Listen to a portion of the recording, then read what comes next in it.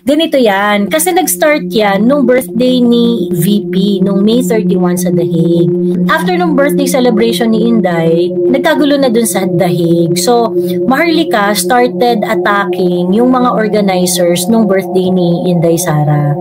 So, they started making stories like pinatayan daw sila ng mic, kung ano-ano mga hechos balungos. And then, it started doon sa pagpaninira niya dun sa isang volunteer na nag-XX daw sa kanila. At that point, talagang I felt na bad taste talaga yung ginawa niya. Kasi parang, ba't mo na maaawayin ng bonggang-bongga yung volunteer? If you feel that the volunteer did something wrong, parang hindi naman na kailangan na i-content siya everyday, pahiyain siya everyday. And then, after doon, inaway naman niya si Alvin at saka si Aldo. Ganyan na mga kung ano-ano, yabang-yabang daw, ganyan-ganyan. And then later on, ang tinira niya na si Jazz Egan. So ngayon, sinasabi niya si Jazz Egan daw, nagpakita ng mga private photos daw ni PRRD. Pinakita raw nito ni Jazz Egan ang Junjun ni PRRD sa kung kani-kanino na hanggang ngayon ay hindi naman niya mapatunayan. And then after that, ang tinitira niya na si Ate MJ, si Crisette, at saka yung mga taong tumutulong sa Office of the Vice President. Later on, ang tinitira niya na si Attorney Kaufman.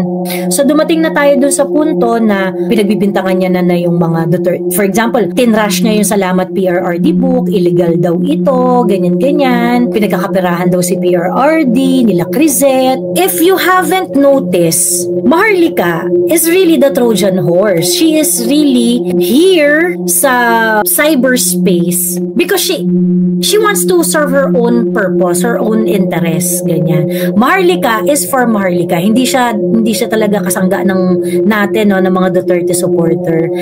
She is here to serve her own selfish interest. So it became really obvious na may agenda to diba? And yung mga sinasabi nila, pinagkakakitaan ng mga Duterte, ganyan-ganyan, in which napatunayan ko na ito si Maharlika ay nagsusulisit gamit ang maisog at yung mga barkada niya na nagtatanggol sa kanya, nakasama sa party ni Maharlika, are all soliciting money for years without liquidating, without reporting how they spent the money that they receive. Ibig sabihin, scammer kayo. So, ganun lang po yan kasimple. Actually, I have proofs and nandun po yan sa wall ko sa Facebook. If you want to know about it, check my pin post. Okay, nakalagay dun po ang lahat ng ebidensya na si Maharlika had been collecting money for years. Nakakaloka si Maharlika sa issue kay Alvin at Kitty, parang tanga lang. Desperate, ano? Actually, we are already at a point where naging sobrang crazy na nung mga allegations nila. Sila na lang yung nababaliw dyan. Ikaw na naman ang topic ni Manay Canor, yung post mo daw sa marijuana, tapos sa issue ng halik kay Kitty na di naman pala. Shift naman sa'yo ang topic. Diyos ko po, gumagawa na lang sila ng kwento. Actually, yun nga, gawa na lang sila ng gawa ng kwento. Wala na silang masabi. Maikwento, wala na silang maikontent. And because nabisto na sila doon sa kanilang mga pinagagagawa, etchos nila na paninira and yung sa kanilang totoong agenda, and nagkakalinawan na sila yung talagang totoong nanggagamit sa support base ng mga Duterte. So basically, these people wanted to belong kung saan merong clout. Kasi may clout talaga pag nandito ka sa side ng sa side ng politika na to Ate, yung ngipin niya postizo, kaya hindi maganda yung niya. Oo, obviously postizo. As feeling Miss Universe. Bangasin ko kaya yung mukha niya at nang matapos yung kaalputan niya. Maliit na babae lang si Alpot. Parang malaanghel, yung yes. yung patahimik, diba? Yes. Yun ang dapat demure. Mag-iingat. And ito yung nagkabistuhan na sila yung talagang dahil kabibintang nila sa mga ginagawa ng ibang tao, na sila naman pala talaga ang gumagawa nun. Naging crazy na yung claim. So, dahil na corner sila, siguro hindi ina-expect ni Maharlika na someone is going to push back dun sa mga kagagahan niya. Akala niya kasi parang kakainin na lang talaga ng lahat ng tao yung shit niya. And hindi niya ina-expect that there's going to be a huge retaliation sa mga kaputahan niya. And to the rescue yung kanyang mga kakuntsaba sa solicitation, ayan, so kung ano-ano na yung mga pinagagagawa.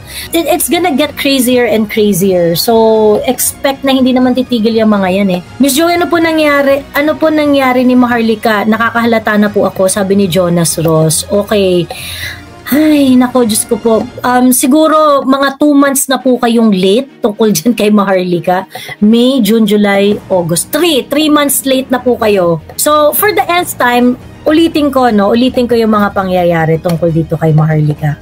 For the nth time, ulitin ko ang mga pangyayari. Ganito yan. Kasi nag-start yan nung birthday ni VP, nung May 31 sa The Hague. After nung birthday celebration ni Inday, nagkagulo na dun sa The Hague. So, Maharlika started attacking yung mga organizers nung birthday ni Inday Sara. So, they started making stories like pinatayan daw sila ng mic, ganyan-ganyan, kung ano-ano mga etos balungos, ganun-ganon. And then, it started doon sa paninira niya, doon sa isang volunteer na nag-XX daw sa kanila. So, ngayon, at that point, talagang I felt na bad taste talaga yung ginawa niya. Kasi parang, ba't mo na maaawayin ng bonggang-bongga yung volunteer? If you feel that the volunteer did something wrong, parang hindi naman na kailangan na i-content siya everyday, pahiyain siya everyday. By the way, that person was actually having a difficult personal time as well during that time. Pero nung time na yon, kinontent siya ng kinontent ni Maharlika, pinahiya siya ng pinahiya publicly, along with other volunteers doon sa The Hague. And this person, talagang nagulo yung buhay nito, no? And malungkot na malungkot to, at kaya nga to nag-active doon sa mga events ni PRRD sa The Hague is because gusto niyang, gusto niyang gumaan yung buhay niya, gusto niyang ma-take off yung isip niya doon sa mga personal struggles na dinadaanan niya. So yun na nga, nag-start siya doon, and then after doon, inaway naman niya si Alvin at saka si Aldo. Ganyan, mga kung ano-ano, yabang-yabang daw, ganyan-ganyan. Of course, syempre, grupo sila doon sa The Hague, and they really tried to, as much as possible, they really tried to control the issues that were happening in The Hague. Kaso nga lang, di na talaga kinaya. Talagang nagkabadtripan na sila doon ng bonggang-bongga. And I know the restraint that Aldo and Alvin exercise. And then later on, ang tinira niya na si Jazz Egan. So ngayon, sinasabi niya si Jazz Egan daw nagpakita ng mga private photos daw ni PRRD. Pinakita raw nito ni Jazz Egan ang Junjun ni PRRD sa kung kani-kanino, na hanggang ngayon na hindi naman niya mapatunayan. Okay? Na hanggang ngayon na hindi naman niya mapatunayan yung kwento niya. And then after that, ang tinitira niya na si Ate MJ, si Crisette, at saka yung mga taong tumutulong sa Office of the Vice President. Later on, ang tinitira niya na si Attorney Kaufman. 'Di ba? So ngayon, I think it's getting really obvious na compromise na si Maharlika. Kasi nga, ano makukuha mo doon sa panggugulo sa mga Duterte supporters? 'Di ba? It's a case of bad jacket. Bad jacketing is a term for planting doubt on the authenticity of an individual's bona fides or identity. An example would be creating suspicion through spreading false rumors, manufacturing evidence, etc. that falsely portray someone in a community organization as an informant or member of law enforcement or guilty of malfeasance such as scheming organization funds. Creating suspicion through spreading false rumor, manufacturing evidence that falsely portrays someone in the community organization as informant. Ball jacketing. Later on, I think it was revealed na ang talagang after talaga si Maharlika ay kay Jazz Egan. It looks like it. So that is something that made me realize na ang target talaga nitong mga taong to is access. Kasi Maharlika presented herself as someone na merong access kay Inday, may access kay PRRD, ganon. Yung parang may access siya sa mga important na tao. And it's kinda revealing na rin naman in the past na may ugali si Maharlika na yung gusto niya na nakalinya siya dun sa mga taong may pangalan. And sa totoo lang sa akin, if you earn it, why not? 'Di ba? If you earn it, why not? The problem is, pinagloloko tayo ni Maharlika. So dumating na tayo dun sa punto na pinagbibintangan niya na yung mga for example, tinrush niya yung Salamat PRRD book, illegal daw ito, ganyan-ganyan. Pinagkakaperahan daw si PRRD, nila Crisette, nila Ate MJ, ganyan. You know, these people are awarded by the Office of the Vice President. And even during the time ni PRRD, ay kinilala rin naman yung tulong nitong mga to sa mga inisyatibo ni PRRD at ngayon nga ni Inday. So, ito yung mga taong sinisira ni Maharlika. So, if you haven't noticed, Maharlika is really the Trojan horse. She is really here sa cyberspace because she wants to serve her own purpose, her own interest, ganyan. Maharlika is for Maharlika. Hindi siya talaga kasangga natin ng mga Duterte supporter. She is here in order to serve her own selfish interest. Hindi natin siya kakampi kasi willing siyang itumba yung mga kakampi natin just so maging viral yung kanyang channel. Parang si Maharlika ay feeling close to Hanilet. Si Hanilet naman ay parang uto-uto ni Maharlika. Well, that complicated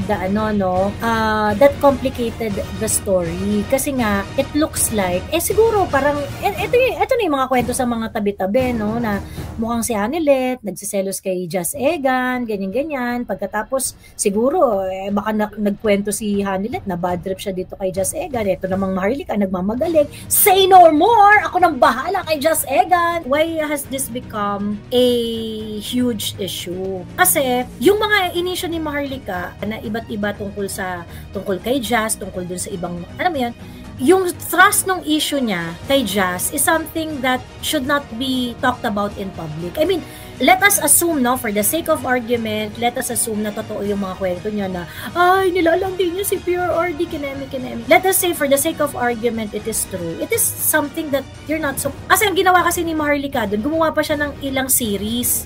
Parang gumawa pa siya ng episode 1, episode 2, episode 3, episode 4, episode 5, ganyan-ganyan. So ngayon, lang nakakatakot, parang, ba't naman gumawa ka pa ng series na yan? Ngayon, do you really want the entire world to talk about the Tintin of PRRD? Diba? If it's something that offended you at mahal na mahal mo si PRRD at gusto mo siyang protektahan, I don't think making a content series about it is the way to go. Hindi na dapat ganun. Hindi na dapat yun yung naging way ni Maharlika doon. But anyway, she insisted under the guise of pinoprotektahan niya si PRRD. Ganyan. So meron talaga siyang kumbaga parang hidden motive doon sa kanyang pinagagagawa. And well, ayun na nga so parang another thing is that si Just Egan kasi is an important figure to Duterte supporters, no? Just Egan is a protocol officer of PRRD. She is with PRRD during her term and now working as a involuntary basis with PRRD. Okay? Of course, a former president is always entitled to his entourage. Okay? His entourage. And sa totoo lang, marami naman talaga rin na mga part ng entourage ni PRRD who are working on a voluntary basis. Nung bumaba si PRRD sa pwesto, maraming sumama sa kanya. At maraming nagtrabaho sa kanya on a voluntary basis. Of course, aside from the entitlement of PRRD bilang former president, entitled naman talaga yan sa security and protection. So, may mga PSG pa rin na sa kanya, na assigned sa kanya. Meron kasi mga DDS na turingan, but sad to say, di nag-iisip at masaya na sa chismis lang. Mga nagmamagaling tulad ni Maharlika, kaya ayan, feeling nila lalakas din sila pag nadikit kay Maharlika. True. So yun na nga, and I think it is something that has to be addressed kasi nga, nagiging destructive And ang talagang naging problema ko kay Maharlika is that, ako hindi naman talaga ako super, sa akin lang kasi, meron ka mga chismis dati, tumatama, edi okay, ganyan. Pero yung hindi, kumbaga, kung meron siya mga ginawang libelous, may ginawa siya mga ganyan. May mga naman yung mga public officials, may mga ways naman sila on how to get back at her. Ngayon, yung problema kay Maharlika, sobrang niyang mambalahura ng tao. At yung mga binalahura niya, since May 31, 2025, from nung birthday ni Inday, hanggang ngayon, yung mga pinagtata-target niya, ay mga taong hindi naman government official. Diba? Yung mga government official, like for example, yung nagganon-ganon, hindi na, volunteer lang yun. Duterte supporter pa, tapos volunteer. Diba? Pagkatapos, pagdating naman dito kay Jazz, bakit mo kailangan gawin yun kay Jazz? So, I think it boils down to access. Siguro, akala ni Maharlika, she's gonna get access kapag napunta siya sa good side ni Miss Anilet. Pag napunta siya sa good side ni Miss Anilet or ni Kitty, magkakaroon sila ng access. But I think, Kitty is handling public interviews and public engagement now very well. So, tingnan natin, di ba? I hope Kitty would not fraternize with, with Maharlika at all. Gusto lang pumapel ni Maharlika, papampam masyado. Well, kasi parang ang nangyayari, Maharlika wanted to be bigger. She want herself to be bigger than the story. Well, may pretension na makabayan, ganyan. Pero, ang problema kasi, obvious na mas gusto niyang maging mas malaki kesa dun sa storya na ginagawa niya. Yan ang problema kay Maharlika. Sa mga hindi makaka-catch up, ayan, yun yung problema sa kanya. Ngayon, along the way, nung sinisiraan niya yung mga tao, sinisiraan niya si Jazz, na mga kung ano-ano, sinisiraan niya si Crisette, at saka yung Salamat PRRD book, sinisiraan niya si Ate MJ, ganyan. Which, nung time na yon ay panahon ng delubyo. Crising, Dante, Emong, okay? And Crisette and si KLC and si Ate MJ were moving resources in order to help the Office of the Vice President sa relief operations ng OVP. And they were targeting both of them. They are telling lies, kung ano-ano mga nila. And also, yung mga nagtatanggol kay Jazz at saka sa kanilang tatlo, yun yung binibira nila all the time. That includes me, Kuya Miko, Tio, si Aldo, si Alvin, na hanggang ngayon binabanatan ni Maharlika, ganyan. So, it became really obvious na may agenda to diba? And yung mga sinasabi nila, pinagkakakitaan ng mga Duterte, ganyan-ganyan, in which, napatunayan ko na ito si Maharlika ay nagsusulisit gamit ang maisog at yung mga barkada niya na nagtatanggol sa kanya, nakasama sa party ni Maharlika, are all soliciting money for years without liquidating, without reporting how they spent the money that they receive. So these people, if you cannot really liquidate your, if you cannot present any proof on how you spend the money that you collected from your supporters or whoever, ganyan. Ibig sabihin, scammer kayo. Ganun lang yung kasimple. Kung hindi kayo makapag-liquidate, kolekta kayo ng pera for specific purpose, pagkatapos hindi kayo makapag-liquidate ng maayos, ibig sabihin, may problema scammer kayo. So, ganun lang po yan kasimple. Actually, I have proofs and nandun po yan sa wall ko sa Facebook. If you want to know about it, check my pin post. Okay, nakalagay dun po ang lahat ng ebidensya na si Maharlika had been collecting money for years. And she is not reporting. She cannot even liquidate yung mga pera na pinagko-collect niya. So, pinagloloko po kayo ni Maharlika, scammer si Maharlika, nanginig siya kasi meron nag-pushback sa kanya at putak siya ng putak ng kasinungalingan, gawa ng kwento. Ilang beses na siyang nahuling nagsisinungaling.